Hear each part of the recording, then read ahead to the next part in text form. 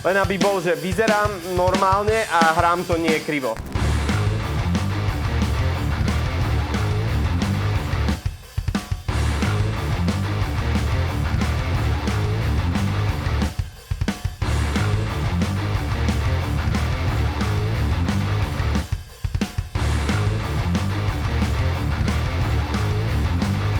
Ahojte všetci, vítajte v novej sérii Studio Lab, kde sa budeme zaoberať home recordingom, alebo teda domácim nahrávaním. Ja som Jakub Hríbik, zvukový inžinier a spoluzakladateľ Pulp Studia tu v Bratislave. Ideme v podstate na to. Veľa ľudí si možno stále myslí, že na to, aby ste vytvorili nejakú profesionálne znejúcu nahrávku, potrebujete nutne veľké štúdio a hlavne veľké budžety, 10 000 eur, aby ste sa vôbec dostali k nejakej dôstojne znejúcej nahrávke. To samozrejme nie je pravda. V pohodlí domova v podstate vieme vytvoriť niečo, čo je komerčne použiteľné. Akurát tá otázka samozrejme nestojí teraz, že či sa to dá, ale ako na to.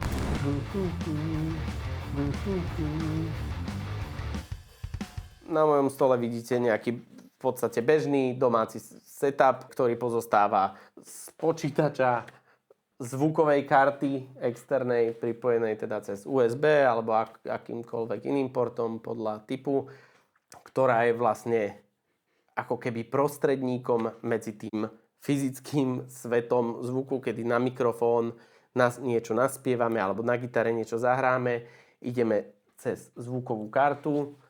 Na to, aby sme vlastne ten zvuk z tejto zvukovej karty zaznamenali, potrebujeme teda dedikovaný program, ktorý sa vlastne často všetci používajú slovo DAWko, čo je Digital Audio Workstation. Sú aj v podstate free verzie ako Reaper, ale Studio One, Cubase, Logic Pro, Pro Tools, ktorý budeme vlastne používať v tejto session. Ak to si nemôže kvôli hluku v domácom alebo akomkoľvek prostredí dovoliť mať repráky, samozrejme najlepší štúdiový kamarát sluchátka. Ahojte všetci. Problém s tým, že si domov kúpite také isté repráky, teda štúdiové monitory, aké majú v profesionálnych štúdiách, je ten, že si ich položíte doma na stôl v izbe, ktorá je pravdepodobne kocka s nízkym stropom, teda akustické podmienky na posluch sú suboptimálne, na akékoľvek kritické počúvanie v podstate nepoužiteľné. Máte možnosť si tie repráky v podstate nakalibrovať na svoju miestnosť, slúži k tomu jeden merací mikrofón, toto je Sonarworks, ku ktorému je samozrejme aj ten merací software a máte možnosť si teda zmerať, ako mi hrajú v tomto mieste tie repráky a vlastne dokompenzuje vám ten rozdiel, lebo vám sa tu môže zdať, že wow, basy, extrémne, bomba, výšky, krása, ale v aute to bude čistý smútok. Predtým, ako začneme naše repráky kalibrovať, si skontrolujeme, či sú obidva rovnako nastavené vzadu. A to urobíme priamo tu. Tu vidíme obidva reproduktory, nech sú na rovnakej hlasitosti. Hej, tuto to je plus 4 decibely, dokonca je tam nejaká zarážka, že to cítime, že to tam skočilo. To isté na druhom reproduktore. Tu máme presne tento room control, čo hovoríme, nejaké odrezanie basov. Hej, v niektorých miestnostiach to môže veľmi húčať, takže môžeme tie basy sťahovať. Ale ja dávam všetko na nulu v našom prípade. Room control 0, to isté na ľavej strane a korekcie výšok. Prišlo mi to v podstate na prvý posluch, že je to trošku matné a preto pridám tieto 2 decibely a už vlastne s týmito hodnotami nameráme a uvidíme, čo nám povie meranie.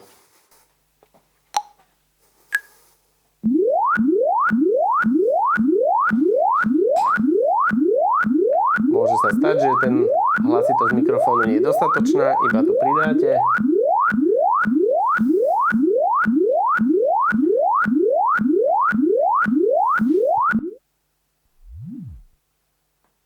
Left speaker done. Stay where you are. Measurements in progress.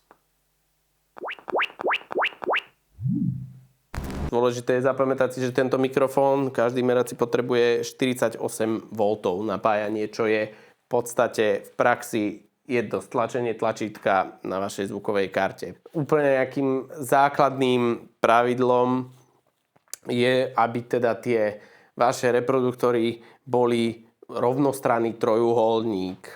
Teda vzdialenosť medzi dvomi reprákmi by mala byť tá istá ako vzdialenosť medzi vami a tým príslušným reprákom. S tým, že keď si teda k tomu počítaču sadnete, tak výškače, aby boli zhruba vo výške vašich uší. Meranie ukončené. Môžeme sa pozrieť na výslednú teda krivku. Modrá linka je pravý reprák, šedá linka je ľavý. Vidíme, že napriek tým prepadom a rezonanciám v určitých pásmach sú relatívne podobné, aspoň tie strany, čo je dobré. Vidíme, že sú tam nejaké prepady klasicky od 100 do tých 400 a aj 600 Hz bývajú rezonancie, že to trošku nahúkáva. Je to dané tým, že máme tieto štúdiové monitory položené vlastne na stole, sú veľmi blízko tejto pracovnej dosky, čiže je tam určitý odraz a to spôsobuje vlastne také tzv. Zvukařské bláto. Dôležité je to, že keď to zapneme, tak nám to frekvenčnú krivku dorovná do vlastne flat response, ale je to dlhodobo, keď mám 8 hodín sedieť za počítačom a počúvať to audio, tak tá flat krivka nie je veľmi príjemná na dlhodobé počúvanie. Bežne, keď sa pohybujeme v prostredí, hoci kde počúvame rádio, či je to v aute, doma, z repráku, tak sme zvyknutí nie na rovnú krivku, ale na boost v basoch, prípadne aj v výškach. Väčšina rádií má nejaký preset, kde sa tieto frekvencie boostujú, aby to znelo zreteľnejšie a vlastne bombastickejšie. A je tu možnosť proste tieto basy po vyrovnaní tej našej krivky skutočnej zvýrazniť. Čo doporučujem, 2 decibely, aj 3 sú úplne v pohode. Keďže my chceme všetky nástroje počúvať s tou korekčnou vlastne krivkou, aby sme vedeli, ako to reálne znie, musíme si vytvoriť túto master stopu a dať na ňu program, plugin, ktorý nám aplikuje tú krivku, aby sme všetko odteraz počúvali len cez tú korekciu. Čo je to master track? Je to skupinová stopa, ako lievik, cez ktorý nám tečú všetky stopy, ktoré sme si tam teda nahrali. Otvoríme si program, vytvoríme si tu master track. V každom nahrávacom programe sa to volá master. V niektorých programoch je to už predvolené alebo je to defaultne nastavené, hneď tam tá stopa je. Tu v Pro Toolse si to musíte vytvoriť. Takže vyberám master, fader, je stereo, jeden volá sa master, tu sa mi objaví a na posledné miesto, je to veľmi dôležité, že na posledné miesto, na poslednú pozíciu pluginov dáme ten SonarWorks, pretože akýkoľvek iné pluginy, čo dáme na master, pred tento plugin musia byť ovplyvnené tou finálnou krivkou pri počúvaní. Disclaimer. Veľmi dôležitá vec je to potom pri finálnom exportovaní toho nášho projektu, čo sme si vytvorili, vypnúť tento finálny plugin, aby sa to do tej nahrávky neprintlo, v podstate neprehralo, lebo to nechceme. My to len v tomto mieste chceme počúvať s tou kompenzáciou.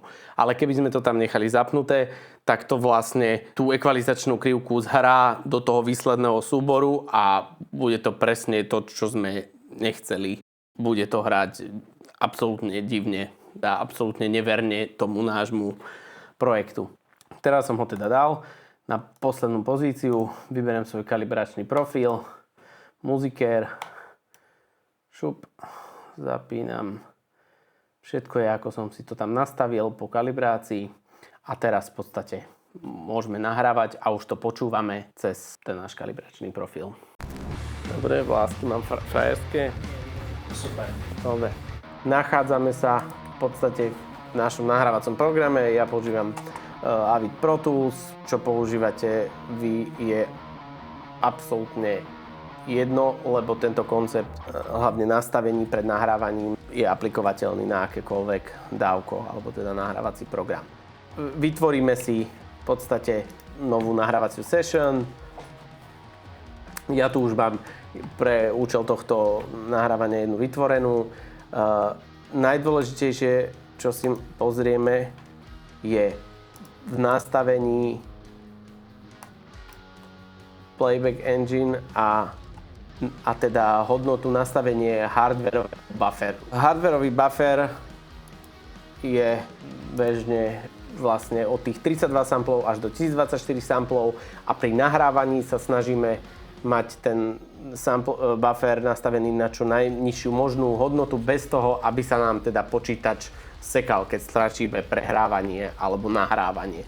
Čiže ideálne začať pri tých, 64 samplov, moderné počítače by s tým nemali mať problém. 32 až 128 samplov hardware buffer size je v pohode pri nahrávaní, dajme tomu gitár, spevov. Pri bubnoch zo skúseností, pokiaľ to nejde úplne bez latencie, za pomoci nejakých DSP monitoringu, je fajn to udržať na tých 64 samplov, kedy ten naozaj bubeník, ktorý počúva, nahráva na sluchátkach seba, ako nahráva, tak absolútne necíti, že je to oneskorené, to nahrané audio, ktoré on počúva v sluchátkach. Je to veľmi dôležité teda pri tých bubnoch. Ale keďže my sa v tomto dieli budeme zaoberať nahrávaním gitary, basgitary, úplne postačuje mať nastavený buffer aj na 128 samplov.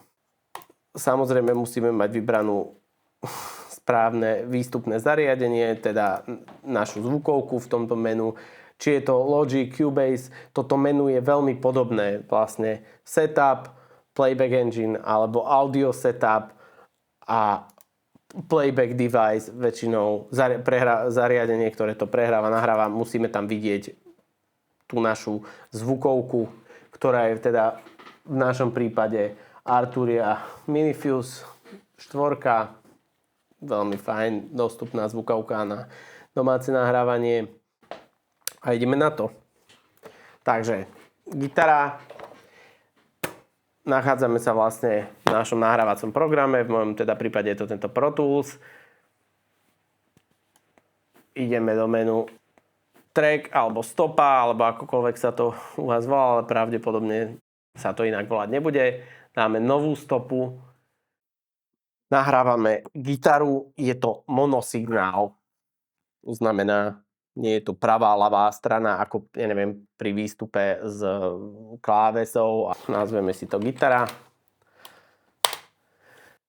Vybereme, my sme sa teda pichli do vstupu 2, číslo 2. Zapli sme konkrétne na tejto zvukovke Arturia Minifuse. Treba aktivovať vlastne nástrojový vstup, aby zvukovka vedela, že sa jedná o výstup z gitary a nie výstup napríklad z mikrofónu. To ovplyvňuje vstupnú impedanciu. Na každej súčasnej zvukovke máte teda túto možnosť prepínania medzi inštrument vstupom alebo mikrofónnym vstupom. Takže mikrofóny či inštrument vstup zapnutý. Vyberáme na vstupe našej stopy kanál číslo 2. Bude sa volať podľa toho, ako vaša konkrétna zvukovka to v vašom programu zobrazuje, ale 1, 2, táto zvukovka má len 2 vstupy. Takže kanál číslo 2. Zapneme nahrávanie a najdôležitejšia teda časť predtým, ako začneme nahrávať, je nastaviť si vlastne úroveň toho vstupného signálu. To len znamená taký vlastne blbovzdorný postup, ktorý ja dosť používam, je, že Samozrejme závisí to od nejakého žánru, ale dajme tomu, že idem nahrávať rockovú gitaru a viem, že najsilnejšie budem hrať na struny, dajme tomu takto. Môžete si aj stopu proste zamutovať. V podstate hráme cez všetky struny od najhrubšej tou najsilnejšou dynamikou, akou reálne budeme nahrávať. A sledujeme indikátor aj na zvukovke a vidíme, že tam nám to nesmie proste klipovať alebo teda ísť do červeného, keď je už ten signál na vstupe skreslený. Tomu sa za každú cenu musíme vyhnúť. Aspoň teda na začiatku, kým nevieme, čo robíme. A teda hrám cez všetky struny.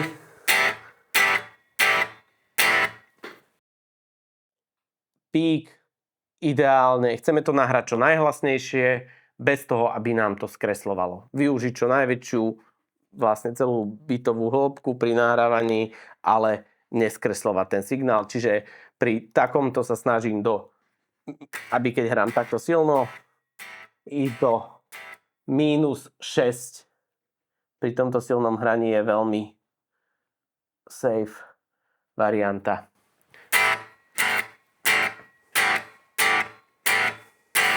Výborne. Viem, že mám rezervu, ktorú neprestrelím a nebudem potom plakať o 2 hodiny, že celé som si to nahral, ale chrčí to. Teraz to odmutujem a počujeme teda náš suchý signál gitary. V podstate čisté dróty.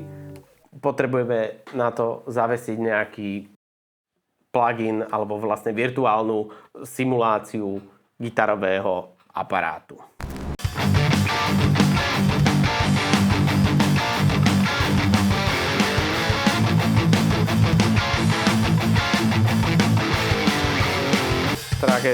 Tragédia. Ešte, že som beznádejný zvukár a nie beznádejný gitarista.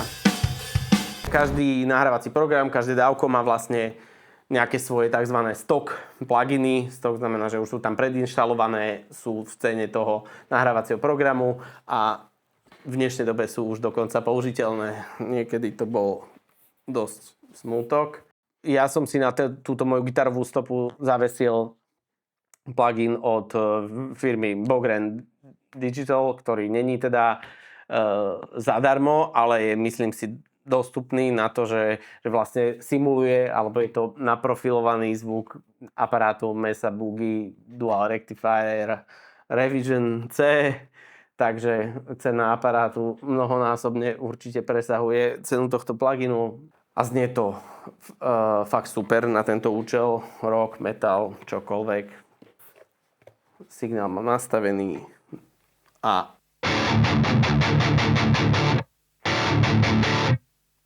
myslím si, že na to, že som nič neurobil, je to veľmi fajn zvuk. Vo väčšine nahrávacích programov vidíte na stope gombíky, tlačítka s názvom s písmenkami S, čo je vysolovať tento konkrétny kanál, M ako mutenúť, zatlmiť ho, I. Každý nahrávací program to môže mať inak, ale vlastne teraz, keď stlačím Ičko, tak počujem reálne, čo ten môj, ako znie tá moja gitara cez ten konkrétny virtuálny zosilovač, čo som si vybral cez ten konkrétny plugin. Samozrejme, keď chcem nahrávať, musím stlačiť Record Arm, čo je takéto červené tlačítko. V každom programe to väčšinou začne samozrejme blikať, keď to armnete alebo teda stlačíte. A nahrávame. Takže takúto zlú verziu riffu od Lamb of God si môžete nahrať doma úplne sami.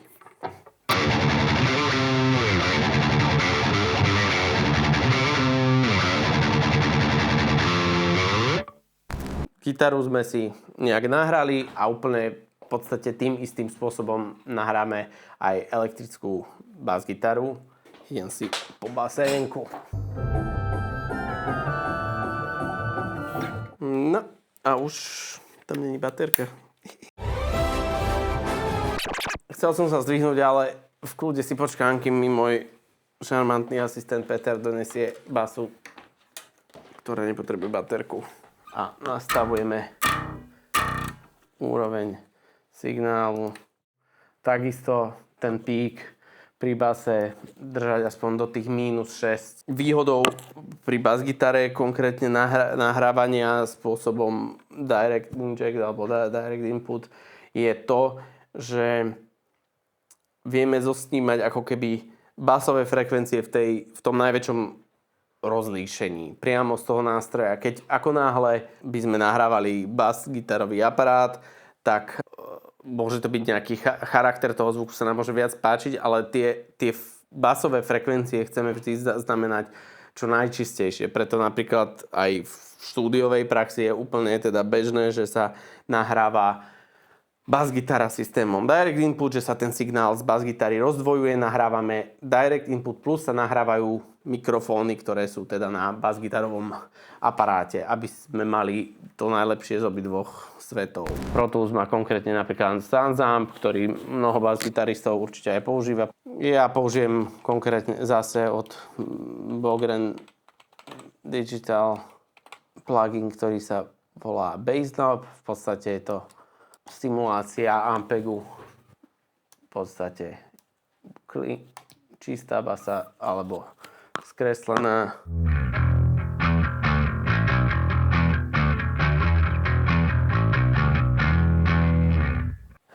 Takže MIDI.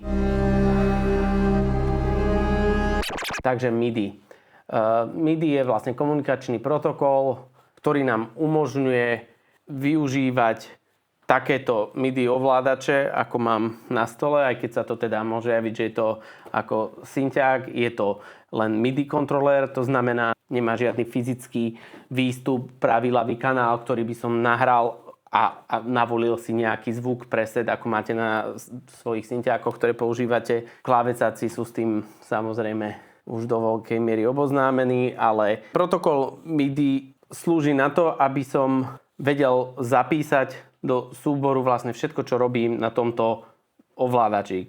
Či už hrám ako na klavíri, alebo sa tu snažím na týchto padoch si naťukať nejaký beat. Všetko sa zapisuje do nášho nahrávacieho programu, do MIDI stopy, ktorej vlastne virtuálne instrumenty ako synťáky a drum samplery, bubnové samplery vedia čítať a prehrávať tak reálny zvuk alebo zvuk nasamplovaných bubnov, synťákov, akustických pian. Takže pripojený ho máme, vytvoríme si MIDI stopu alebo instrument stopu. V každom nahrávacom programe sa to môže volať trošku inak. Budeme sa tým podrobne zaoberať v ďalších epizódach, kedy budeme sa venovať konkrétne len nahrávaniu jedného typu nástroja. Vytvoríme si stopu, v tomto prípade stereo, instrument stopu a ideme skúsiť použiť napríklad virtuálny klavír, ktorý sa volá v Pro Toolse Minigrand. V podstate MIDI cez USB väčšinou funguje tak, že ako náhle stlačíte nahrávanie, tak automaticky táto stopa reaguje na všetky MIDI podnety, ktoré dostáva, všetky signály, automaticky sa bere, že stlačím a hrá mi klavír. Potom existujú rôzne simulácie synťákov, napríklad Moogu Model D, ak to správne pomenúvam, a takisto zapnem rekord, automaticky to na to reaguje a hrám.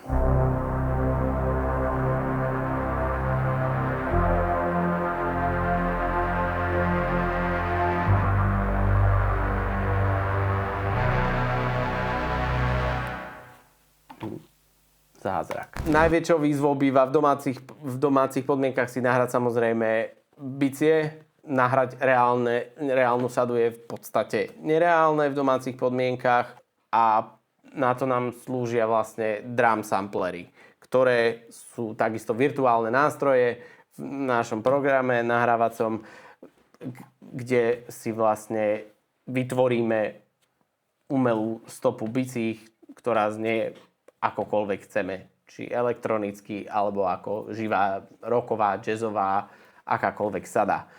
Ja konkrétne pre tento účel demonstrácie použijem Steven Slade drum sampler SSD 5. Má dokonca svoju aj free, myslím, verziu, kde je len jedna bicia sada bicích, ale dá sa to hneď stiahnuť, vyskúšať. Veľkou pomocou pri domácom skladaní, pri takom bežnom songwritingu je, že máte knižnicu vlastne beatov, z ktorých si len vyberete, ktoré vám sedí na ten váš nápad. Vytiahnem si ju na stopu, tak toto názorne ukážem. Proste tu máme našu sadu, ktorá má takéto zvuky frajerské. Vybereme si teda túto z knižnice groovov, napríklad obyčajný rockový straight beat, napríklad niečo takéto. Ak sa nám teda tento beat páči, tak ho jednoduchým potiahnutím vlastne vytiahneme do stopy. Automaticky sa nám prispôsobí nášmu tempu, ktoré máme predvolené od začiatku.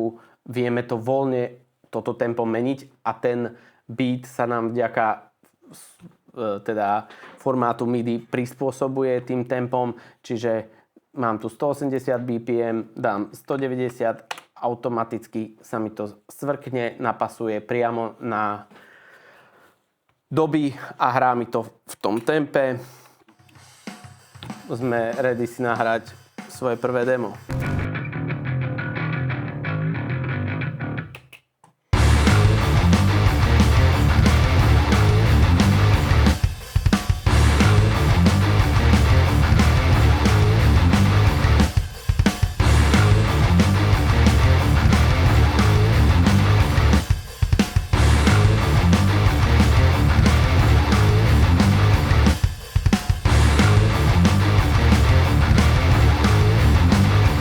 Ak by vám bolo čokoľvek z toho, čo ste dnes videli, nejasné, napíšte do komentárov a my vám to radi objasníme. A to je už naozaj všetko. Čau.